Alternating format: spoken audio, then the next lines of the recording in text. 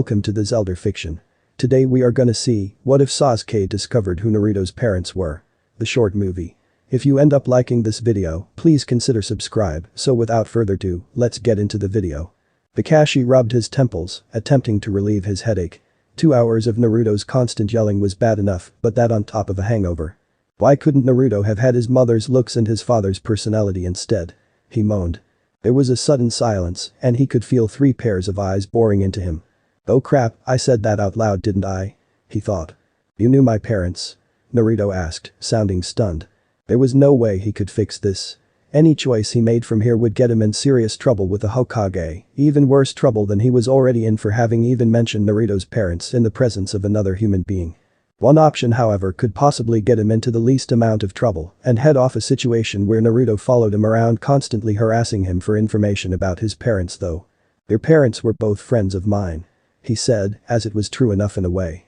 They died the day you were born. Your father died in the fight against the Kyuubi and your mother died due to complications from childbirth. Why didn't you tell me this before? Naruto asked looking and sounding betrayed, his eyes having that same look in them that sensei's had the day he'd finally snapped and stuffed Obito in a sack and beat the crap out of him. The Hokage wanted to protect you because your father made some dangerous enemies who would be happy to kill you since they couldn't get their revenge on him. And thought that if you didn't know anything about your parents, you wouldn't be able to accidentally say something that would connect you to your father. He replied. Oh. Naruto said, looking disappointed but clearly understanding. There had been more than enough people after his blood because of the whole 9-tailed fox thing. Though they usually limited themselves to doing things that wouldn't get them arrested and or killed, Mizuki being a rather glaring exception. Following his explanation as to why he'd said nothing about Naruto's parents before, Kakashi dismissed his students for the day. He was going to inform the Hokage of his slip-up before the old man heard of it from another source, and he needed to clear the rest of his afternoon for the massive chewing out he would be receiving. After being dismissed, Sasuke watched in shock as the pink-haired annoyance left without molesting him or attempting to finagle a date. Where are you going? He asked, trying not to sound interested in the answer in case it caused her to notice her oversight and return. I'm going to see if I can find out who Naruto's parents were. The pink-haired pest replied. After hearing Kakashi's explanation, he was curious himself. While much was said about the prankster who had replaced his lunch with a rather unhappy frog during their first week at the academy, nothing had really been said about his parents, and he now found that he wanted to know who the hell could have produced something like Naruto. On the one hand however, this would end up giving the pink-haired pest some form of encouragement, but on the other, Pinky was a genius when it came to research, and with someone helping her, the answer would be discovered all that much sooner. I'll help. He said, knowing that not knowing the answers to his questions about where his blonde teammate came from would probably bother him more than anything the pink-haired pest would do. After leaving the training ground, they then went to the library where Pinky promptly began looking through the citizen rolls while he went to the binders that contained brief bios on shinobi who had died in the line of duty. Grabbing the volumes from 12 years before, he looked for blonde ninja who died on October 10th. Odd. Pinky said after about 10 minutes. What? He asked. He has his mother's maiden name. Pinky replied. According to this, she was one of the refugees from Yuzushiogakure who were inducted into Konoha's ninja forces. Have you had any luck? I've got 12 blonde males who died fighting the Kyuubi. 7 with brown eyes, 3 with green, and 2 with blue. He replied. You can rule out the first 10. According to Uzumaki Kushina's profile, she had gray eyes. Pinky said as she held out a bio that had a shinobi registration photo that contained a woman who was basically a red-haired version of Naruto attached to it. So, who's left? Sakura asked. Yamanaka Akira age 16 and the 4th Hokage. The extremely dreamy Uchiha Sasuke replied, pushing both profiles towards her so she could see them. He doesn't look a thing like him. She said pushing the Yamanaka's profile away after carefully studying it and finding almost nothing in common with Naruto, as the young man's hair was the wrong shade of blonde and his eyes the wrong blue. Following the elimination of the Yamanaka, there was only one other profile left. They both looked at the picture and then looked at each other. It fits. He taught Kakashi-sensei. He's blonde with blue eyes and he died on the day Naruto was born while fighting the Kyuubi, she said, almost unable to believe what she was seeing, especially considering the way her mother spoke about the boy in question. No way in hell. Sasuke said. Sasuke had found it rather easy to get the elemental affinity test papers. He just had to ask the owner of a store that sold them about them, and the man had happily handed him several free samples. Trembling slightly and gesturing for his children to hide as he did so as some villagers had been wont to do after that man had Never mind the manner in which they had been handed over, he was glad that the man had given him the papers for no charge because he checked the price and the damn things were rather expensive. Only one of them cost about as much as a C-ranked mission, which was why most ninja usually waited until they were chunin and therefore approaching financial security before acquiring one in order to test their affinity. The reason he'd wanted the affinity testing papers was because chakra affinities tended to run in families. He had looked up the fourth Hokage's, it was wind. If Naruto had any affinity other than wind, it would prove that he wasn't the son of the fourth Hokage. After he'd left the shop and its relieved keeper behind, he decided to test Naruto the next day while they waited for their habitually tardy sensei to arrive. The waiting had been the hardest. He had stayed up most of the night watching the papers in case they vanished when he wasn't looking and had almost run to the bridge in a most undignified manner as soon as the sun peeked over the horizon. The sooner he could prove to himself that the idiot wasn't the son of the Yondaime, the sooner things would return to normal. After a found herself staring at Naruto. She wanted to believe Sasuke when he said that there was absolutely no chance that Naruto was the fourth Hokage's son. But the longer she looked at him, the more similarities she could see to the pictures of the Yondaime that she'd found in the historical archives. There was something about the jawline and Naruto's hair when it wasn't being held back by either his hit eye or his goggles that made her wonder why the hell nobody had seen it before. While she gleefully imagined the stunned look that would be on Ino's face when she found out that a rival lucked out enough to be placed on a team that not only had Sasuke-kun but had the son of the fourth Hokage as well, she knew she couldn't tell a soul. She remembered how Kakashi had said that Naruto's father had made many enemies who wouldn't hesitate to kill him for who he was related to, and she didn't want that on her conscience. Naruto was an annoyance, but she didn't want him dead. As she stood there studying her blonde teammate who became more of an enigma with each passing second, she didn't even notice when her precious Sasuke-kun had arrived. It wasn't until Sasuke had walked up to Naruto and started speaking to him that she realized he was there. Naruto looked down at the piece of paper in confusion, but did as the arrogant bastard asked after several false starts. The paper promptly tore itself in half. Was it supposed to rip like that? He asked, looking at the piece of paper that had been diagonally torn down the middle. The Uchiha looked stunned for about half a second after seeing the result but quickly recovered, pulling a book out of his pocket and swiftly leafing through it until he reached the desired page. As he read it, he looked a bit put out by the information it contained. "Try it again," Sasuke said as he pulled another small piece of paper out of his pocket and handed it to him. This piece of paper tore in half as well. "I guess it was supposed to do that," he said as he looked at the two halves of the sheet of paper in his hand. "Again," Sasuke said as he handed Naruto a piece of paper just as Kakashi arrived. Standing on the railing of the bridge that was the team's usual meeting spot, he watched as Naruto grabbed the paper and concentrated for a moment. The paper split in two. Despite having Kushina's looks and exuberant personality, Naruto truly was his sensei's son. "Hi everyone. Sorry I'm late. I just got lost down memory lane," he said, alerting his students to his presence. After 2 days of research into affinity types, Sasuke finally closed the last of the books he had checked out. Having the same affinity type wasn't conclusive proof that Naruto was the son of the Yondaime. It just meant that there was an increased likelihood that they were related. It was possible that Naruto's father was the Yondaime's fourth cousin twice removed or something, and that both of them had the same elemental affinity due to a common ancestor from way back before the founding of Konoha. He needed a second opinion, which was why he would have to ask one of the smartest people he knew, despite the fact that he was lazy as hell and would more than likely refuse just to be contrary or because it would cut into his nap time or something. He could already hear the put-upon sigh and the mutter of troublesome. After returning the books, he headed to the Nara residence. The Naras were lazy as hell, but they were absolutely brilliant. He knew that for a fact because his father had once called on Nara Shikaku to create the profile that had helped the KPMF capture a serial killer. An hour later, Nara Shikamaru was intently studying Naruto. "Troublesome," the lazy boy muttered as soon as he finished his inspection and headed back over to him in order to give him the results. "It is almost entirely certain that the answer to your question is yes," Shikamaru said quietly. "The two small spots in Uzumaki Naruto's right eye are hereditary. You'll notice two identical spots in the fourth Hokage's right eye in the close-up they used in our textbook." "Hey. What are you two muttering about?" Naruto yelled from the other side of the field. "Nothing really, Shikamaru just doesn't want to go get ramen with us," he replied, feeling irritated. Not only would he be owing the Nara a substantial favor for doing something that didn't give him a definitive answer, but he would also have to buy Naruto as many bowls of ramen as he could put away in one sitting, since that had been the price of luring him out here on his day off. 2 hours after his examination of Uzumaki Naruto at the Uchiha's behest, Shikamaru had been studying his sensei's last move in the latest round of their never-ending game of shogi when the man had finally asked the question that had obviously been bothering him. He knew that Asuma-sensei had been hanging around at the edge of the field close enough to intervene if necessary, but far enough away to give him, the Uzumaki, and the Uchiha some privacy. And that he had been unable to hear the conversations that had taken place, while he had come to the unsettling realization that the most hated person in Konoha was the son of the fourth Hokage. He also knew that his sensei was curious as to what had been going on, as the situation was rather unusual, since the teams hadn't really interacted since graduating the academy, but willing to let him tell him in his own time. "What were you talking with the Uchiha about earlier at training field 7?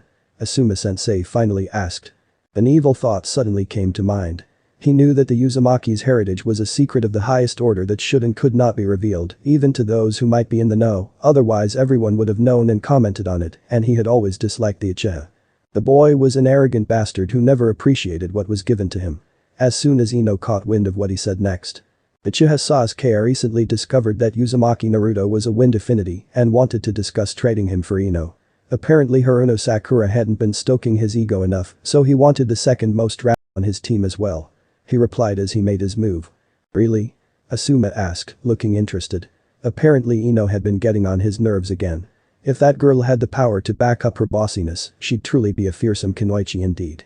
Since she didn't however, and every other topic was clothes, Sasuke, or her diet. But dad, a wind affinity.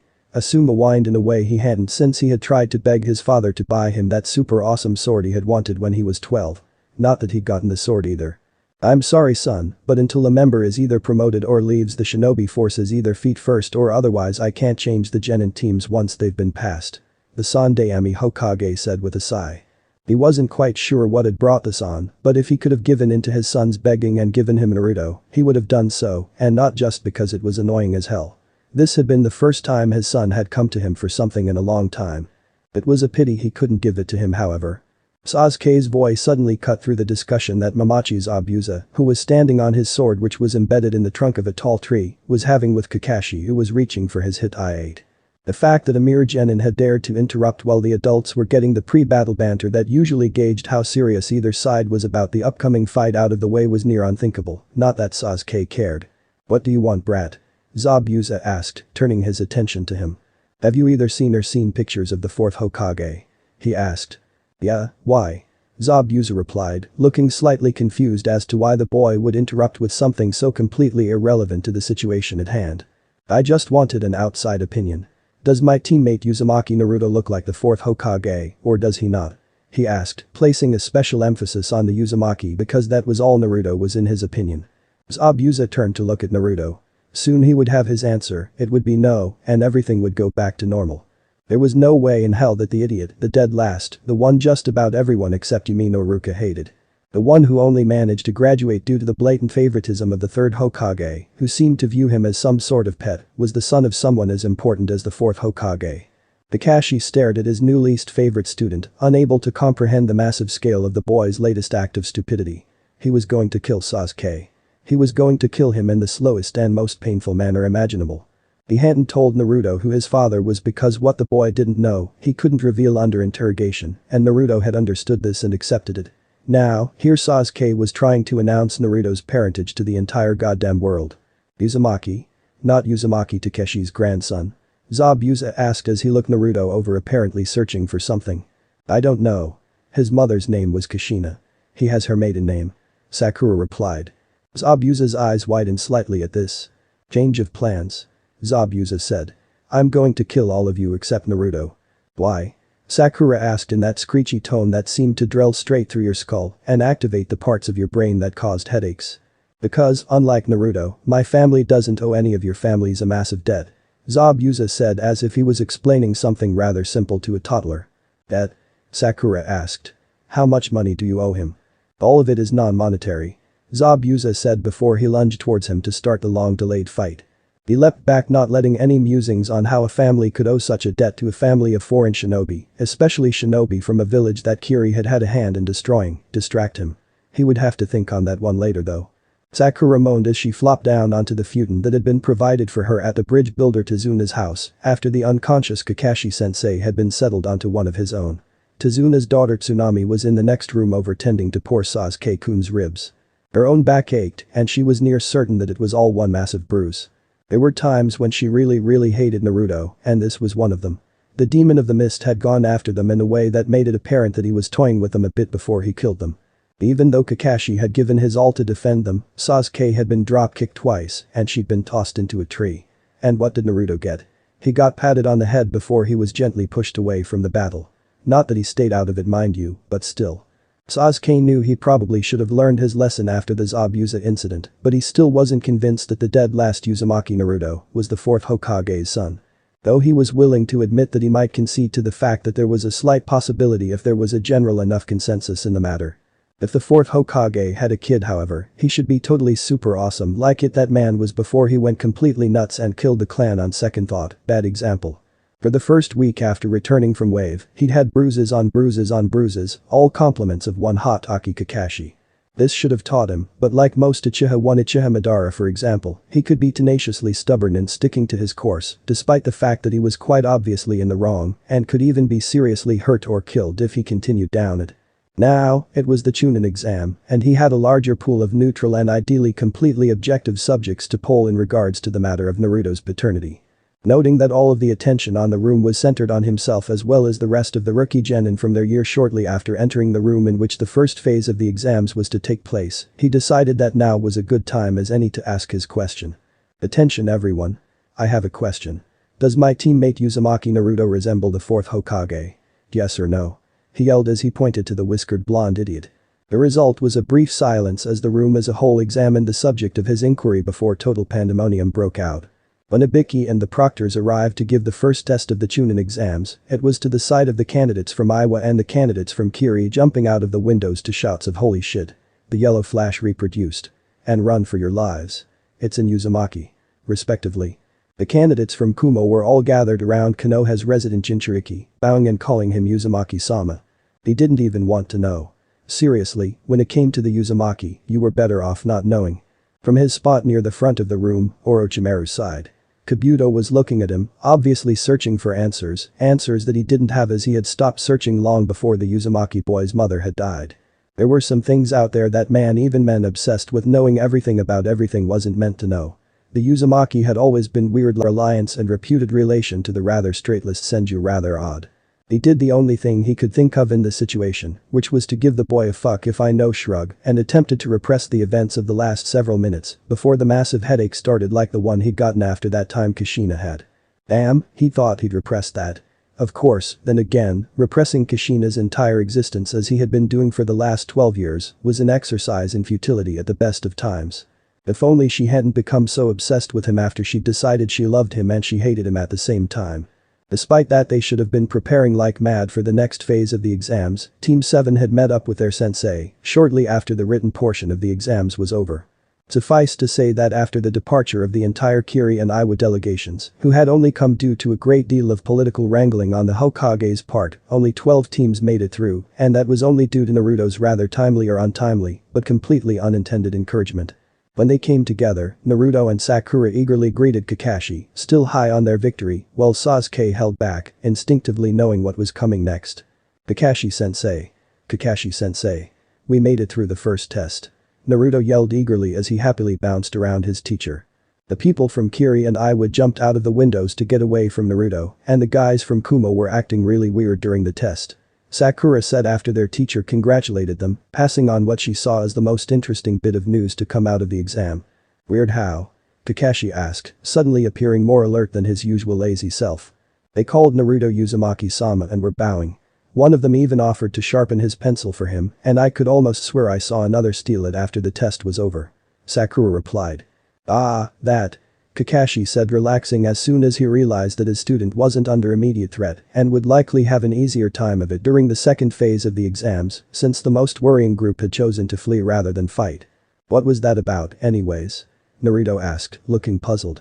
Officially, Kumo abducted one Uzumaki Kushina, who was later rescued by one Namikaze Minato, who followed a trail of her hair that she had left behind. Unofficially, Kushina got tired of waiting to be rescued, and the followers of Jashin ended up elevating her to sainthood after the incident, which followed despite her not following their religion. Rumor has it that she forced the Yandai Mayor Ikage to eat his own spleen just before Minato-sensei arrived and rescued him. When asked why the spleen, she is rumored to have stated that she'd failed anatomy and grabbed the first thing she found, hoping it was the liver. Kakashi replied. Sasuke curled up into an even tighter ball in his hiding space after he'd overheard his sensei's story. How the hell did the son of all that end up so freaking normal, and at last no less? Oh wait, he'd decided that Naruto wasn't the offspring of the fourth Hokage.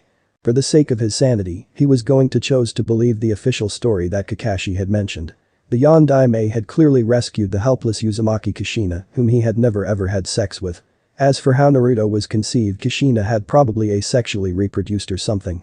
A sudden chill went up Sasuke's spine about a second before he suddenly found himself in the shade.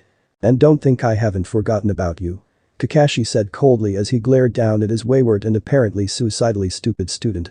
What happened next made Sasuke's return from wave look like a walk in the park in comparison. If he weren't needed alive and in one piece so his teammates could advance, there was a good chance that he wouldn't have been by the time Kakashi was through with him. Sunday Ami Hokage Sarutobi Hiruzen sighed after finishing reading the report he'd received. Months ago, Uchiha Sasuke and Haruno Sakura had pieced together an S-class secret about their teammate, and unfortunately it hadn't been the one about the QB. The one he had thought more likely to spill the secret since she was a notorious gossip hen, but she hadn't stopped her teammate and longtime crush Uchiha Sasuke from doing so either. The last time Sasuke spilled the secret of Naruto's parentage to foreign shinobi, they had been extremely lucky because the shinobi had died before they could share it with or more likely sell it to interested parties. This time however, they were not so lucky. The secret had made its way across the continent in a matter of hours, following in the wake of a number of fleeing Iowa genin teams. Genin teams that he'd only just barely gotten to participate in the exams, well they took place in Konoha for the first time since the war, and only after making several concessions to that smug bastard Inoki. The fact that the truth of Naruto's parentage had gotten out now was both worrisome and unfortunate, as Naruto was not yet capable of defending himself from any assassins that might slip past his Anbu guard, especially now that the boy's abilities have taken a sharp drop in certain areas. Especially in the areas of stealth and evasion. He knew why this was, and was afraid that the decision he'd just made would come back to bite him in the ass. Years ago, the Yamanaka who'd examined the boy and further buried the aspect of the child which had been labeled Dark Naruto had informed him that Naruto's strong ability to compartmentalize things was the reason the child wasn't a raving lunatic. Unfortunately, that tendency towards compartmentalization had a number of drawbacks. Sighing once more, he sent for Naruto. Sakura watched and waited for her absent teammate in worry. The second phase of the Chunin exams was about to start, and if he didn't get here in less than a minute, their team would be disqualified. As the worry turned to terror, Naruto showed up with just seconds to spare. The first thing she noticed when he appeared was that he was carrying a massive backpack and wearing the evil grin she hadn't seen on his face since the academy. While it technically wasn't against the rules, almost everyone else had come with just themselves and their equipment pouches, as they didn't want to risk being encumbered by something like the bulky pack Naruto was carrying in a life or death situation. Naruto apparently wasn't so concerned. Naruto, why are you bringing that backpack? It's just going to slow you down. Naruto, why are you bringing that backpack? It's just going to slow you down. She asked, since Sasuke, who was now sporting a black eye and a split lip because Kakashi had slipped up twice while playing leave no marks where anyone can see them, seemed to be determined to ignore Naruto's existence. Entirely. The old man told me that pranks really weren't childish and that I didn't need grow up and stop pranking people now that I was a genin. Unfortunately, he also told me that I could only prank ninja who attacked me or my comrades, which sucks since I have a revenge list a mile long that I had wanted to finish. Fortunately, he told me that I could use the ones he told me to never ever use again on anyone who attacked me, my teammates, my comrades, or the village itself. Naruto replied, his evil grin growing even wider. Sakura briefly wondered at the shudder that passed through the proctor for this part of the exams when she handed them their release of liability forms and the wary look she gave Naruto as she held his out in a trembling hand. Sure, Naruto dropped the occasional eraser on the instructors' heads, changed the clocks around on occasion, and did a million other small things, but it couldn't be that bad, could it? Orochimaru drew back coughing and rubbing his burning eyes, despite the fact that that was the last thing he should be doing.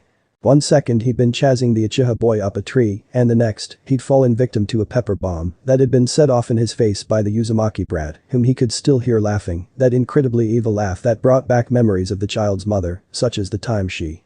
And the time she and that other time she and the morning she. Oh god. He thought he'd successfully repressed those. Sasuke watched as Naruto set a number of rather ingenious traps around the grass ninja, who was currently clutching her head and chanting repress. Repress. Uzumaki Kushina never existed. Repress. Repress. This didn't just happen. Repress. Repress. What kind of family did that boy come from? Oh right, Naruto's mother was some helpless kidnap victim and dead last at the academy just like her son. His father most definitely wasn't the Yondaime, no matter how many people seemed to think so for whatever reason. Naruto wasn't anything special, and those weren't traps, they were just a bunch of stupid pranks like the ones Naruto used to pull back at the academy. That was his story, and he was sticking to it. Sasuke twitched as he heard another comment of just like his father come from one of the villagers who hadn't stopped gossiping since the invasion, as he helped rebuild a house as part of a deer rank that was intended to get Konoha back on its feet. He'd apparently opened this whole can of worms when he tried to prove that Naruto wasn't the Yondaime's son, and people started seeing a resemblance that just wasn't there. It certainly didn't help things when the Chunin exams had ended in an invasion which Naruto had helped fight off, defeating the strange monster that the boy who had been his opponent in the final phase of the exams had become in the process. The fact that Naruto had somehow summoned the Toad boss Gamabunta, who had last been seen near Konoha when the Yondaime had been fighting the QB during that fight, didn't help either. Just about everyone became convinced that Naruto was the Yondaime's son then and there, and there was now a great deal of gossip about the Yondaime and Naruto's mother, who the ninja had all called Habanero, flying about the village. He tried pointing out that anyone could summon Gamabunta if they signed the Toad summoning contract, but had gotten looks of pity in return when he wasn't receiving looks of fear or wary looks, as if the person looking at him thought he was about to snap at any second and go on a killing spree. Or when mothers weren't pulling their children away from him more frequently than usual. If the villagers who didn't think he was a raving lunatic who should be locked up for everyone's safety were to be believed, he wasn't trying to be logical about the whole thing. And was just insanely jealous over the fact that he wasn't the most important member of his team. They seemed to think that he liked being the last of the Uchiha for some strange reason. Following the invasion and its aftermath, Naruto had gotten rather paranoid when the villagers actually started smiling at him and greeted him politely and had holed himself up in his apartment, which he had surrounded with a massive number of traps. Considering how unusual it was for the villagers to behave that way towards the dead last, who had been almost universally hated for as long as he could remember, he didn't entirely blame the other boy. He'd probably have done the same if he were in a similar situation himself. Just because the Uzumaki had wanted the villagers to be nice to him for his entire life didn't mean that the poor stupid bastard would know what to do when they finally were. As he was painting the exterior of the house he'd helped rebuild under the watchful eye of the contractor who'd been grumbling about genin labor not being what it used to, someone came running, saying something about Itachi showing up in order to kidnap Naruto. Great. Even the bastard who had betrayed and murdered their clan had jumped on the Naruto is the son of the Yondaime bandwagon. Wait. What? As soon as the contractor had let him loose upon realizing that he wouldn't be getting any more work out of him since he was so distracted and 2 seconds away from running off anyways, Sasuke had raced to his sensei's apartment where it was confirmed that Itachi had indeed attacked. And that his target had indeed been Naruto. Upon receiving said confirmation in the form of a loose-lipped Aopa who'd probably wanted him to run off and die, considering he had then run out of town with the intention of tracking Itachi down. He had reached finally the inn that Naruto and the Toad Sage whose contract had started the whole Naruto is the son of the Yondaime mess in the village were staying in, while Naruto was fighting Itachi and a blue stranger in a cloak that was identical to Itachi's. Both men were trying to capture Naruto, and Naruto was trying and failing to escape. As he watched Naruto struggle, a feeling of jealousy over the fact that Itachi hadn't even taken the time to even consider killing him when he'd come to Konoha rose within him. Matching the rage he felt over the fact that Itachi had come to Konoha and tried to take away his team the way he had done his family. He knew it was slightly sick that Itachi had come to Konoha and tried to take away his team the way he had done his family. He knew it was slightly sick, but you're just trying to take Naruto away because you think he's the Yondaime's son. He yelled angrily at his older brother, who hadn't even stopped to look at him when he arrived. Well, now that that cat is out of the bag, yes, Naruto is the Yondaime's son, but that's not why we're taking him, little brother. Itachi said as he made another grab for the Uzumaki. No, he's not. He yelled, upset that when he finally saw his brother again after learning a cool new assassination jutsu that might actually kill him if he stood still long enough for him to hit him with it, it became all about Naruto the way everything was lately. Yes he is.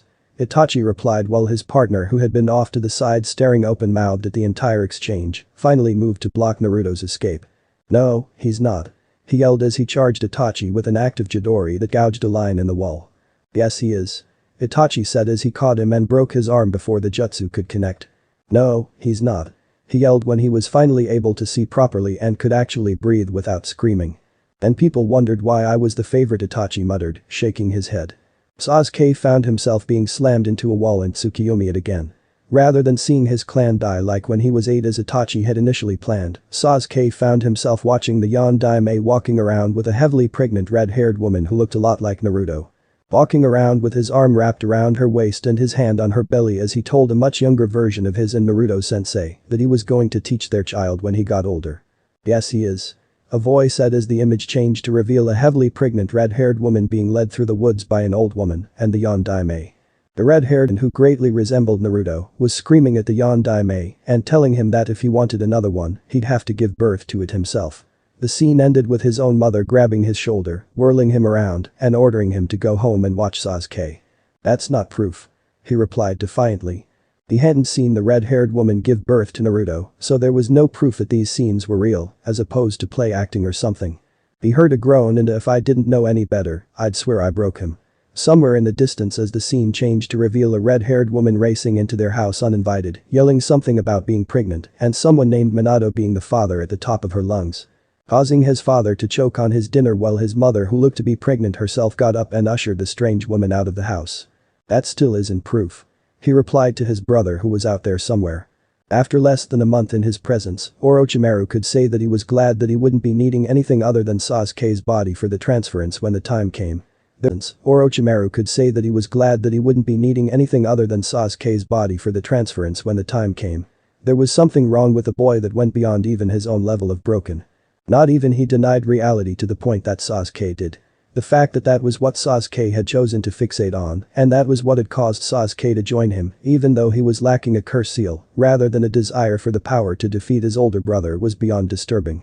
The Yondaime was Uzumaki Naruto's father, no matter how much the Uchiha boy tried to deny it, and he himself was glad of that fact since, with little Minato keeping her occupied, Kushina hadn't had as much time to hang around him and shred what little was left of his sanity with her bizarre and logic-defying antics.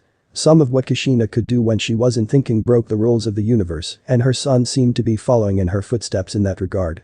It wasn't just the boy's strange ability to turn even the most hardened criminals into saints after a fight that defied all reason either.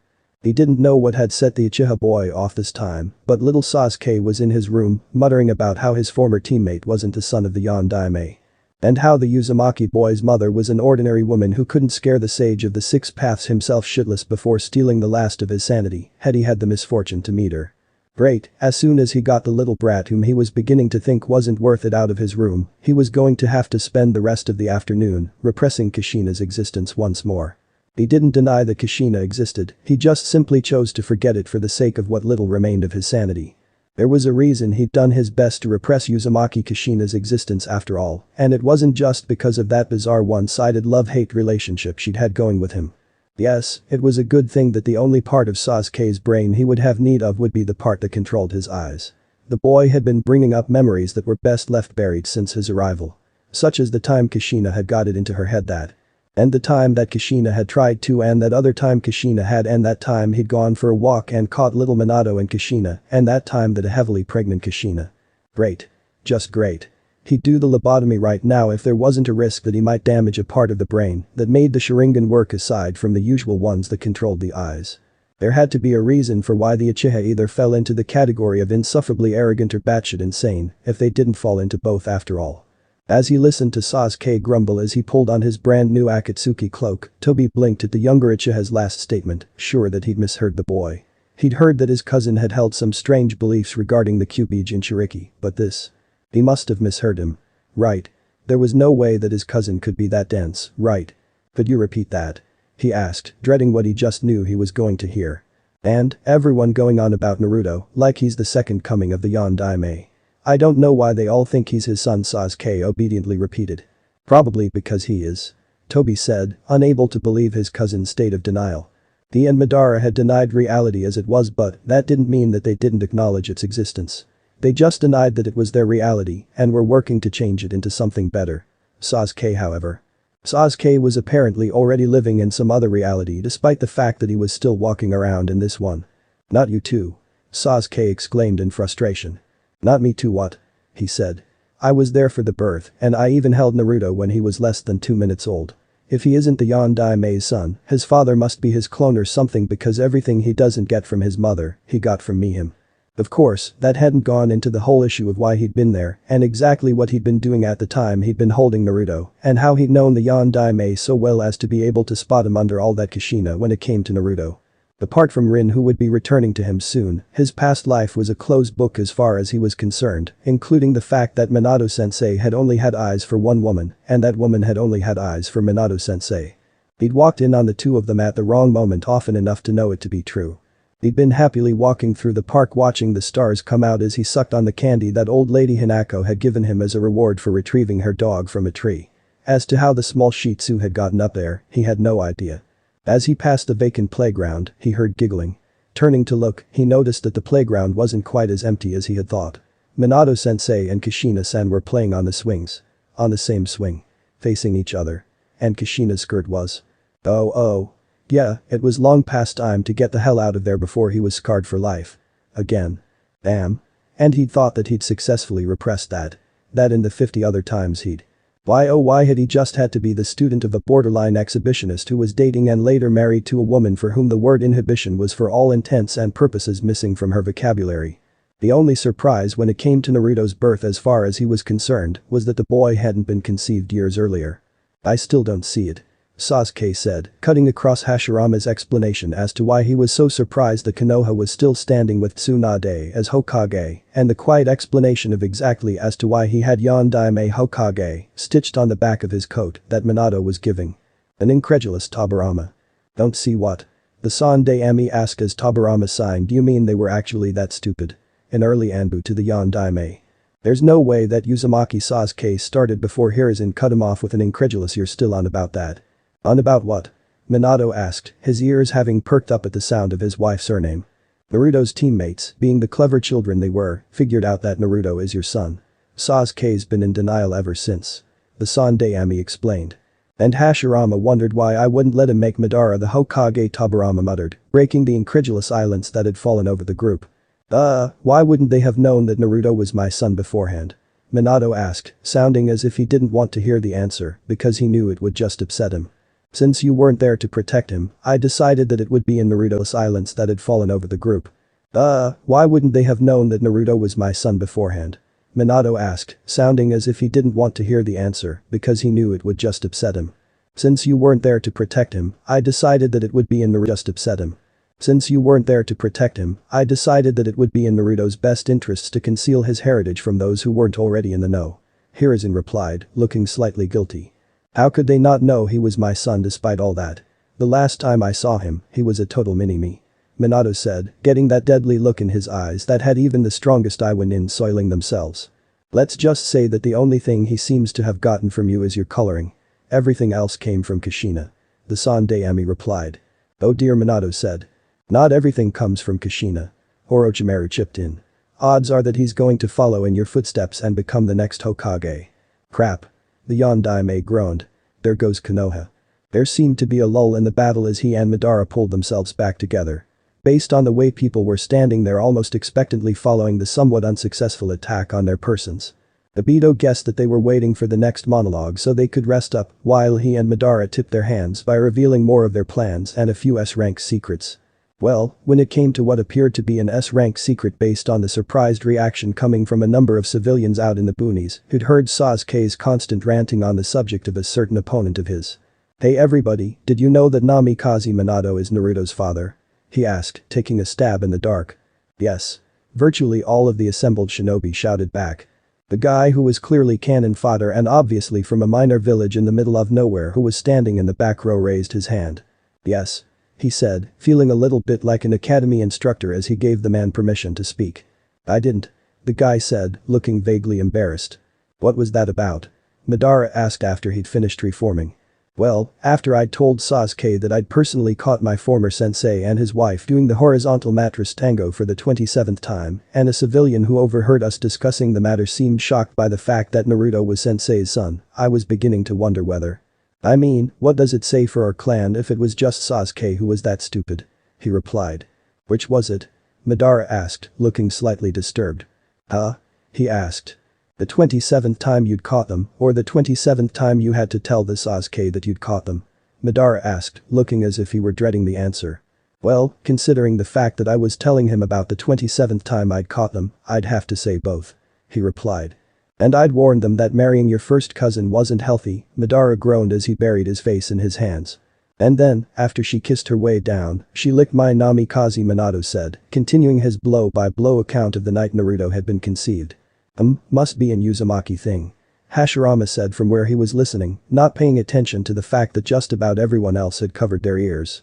And after she was done licking it, she kissed her way back up, and then Minato Naruto had been conceived. Must be an Uzumaki thing. Hashirama said from where he was listening, not paying attention to the fact that just about everyone else had covered their ears. And after she was done licking it, she kissed her way back up, and then Minato continued, ignoring the Shodai Hokage's comment. Okay, please stop. A horrified Sasuke, who was unable to cover his ears because he was firmly bound, yelled, not wanting to hear any more about his former teammate's conception. I'll concede to the fact that there is a possibility that Naruto is your son if you'll just stop.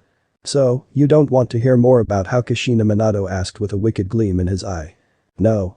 Sasuke yelled. So, do you want to hear about what she used to like to do while she was expecting Naruto?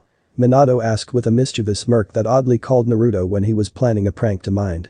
Oh, she got randy while she was pregnant too, did she? Hashirama said with a slight leer. The stories I could tell you about how Mito got while she was expecting are. Shut up. Shut up. Sasuke screamed. Will the both of you just shut up? I do not want to hear about your love lives or the resulting offspring. So. Fine, you win. Naruto's your son, now shut up. If I ever hear another word from you, or you again, Sasuke yelled at the Shodai and Yondaime Hokages. Does that mean that he doesn't want to hear about how me and Madara used to be friends, and how everything that happened to his clan was all Tobirama's fault, then? Hashirama asked. Wait, to his clan was all Tobirama's fault, then? Hashirama asked. Wait, what? Naruto and Sasuke stood together before the Sage of the Six Paths, having just accepted his legacy after learning that the both of them were the reincarnations of his sons Asura and Indra, Sasuke being the reincarnation of Itachi after learning that the both of them were the reincarnations of his sons Asura and Indra, Sasuke being the reincarnation of Indra who sought power. And Naruto the reincarnation of Asura who sought peace, love, and cooperation. With this in mind, the constant fighting between them and Naruto's constant insistence that they were friends despite the number of times Sasuke had hurt him and tried to kill him, made a sick sort of sense. As Naruto and Sasuke turned back towards the living world in order to defeat Madara and prevent the infinite Tsukiyomi from being activated and causing the end of the world, Sasuke smugly said, "See, I was right." Right about what? Naruto asked curiously. The fourth Hokage isn't your father. Sasuke said before pointing back towards the Sage of the Six Paths. He is. Naruto just buried his face in his hands and groaned. His brother was stubborn as hell in any incarnation and would rather kill himself than admit he was wrong. The end. So how was this short movie? I hope you like it. And if you like it, share this short movie with your friends and like the video too. And don't forget to subscribe our channel for daily awesome fanfiction. Okay, it's time for me to go.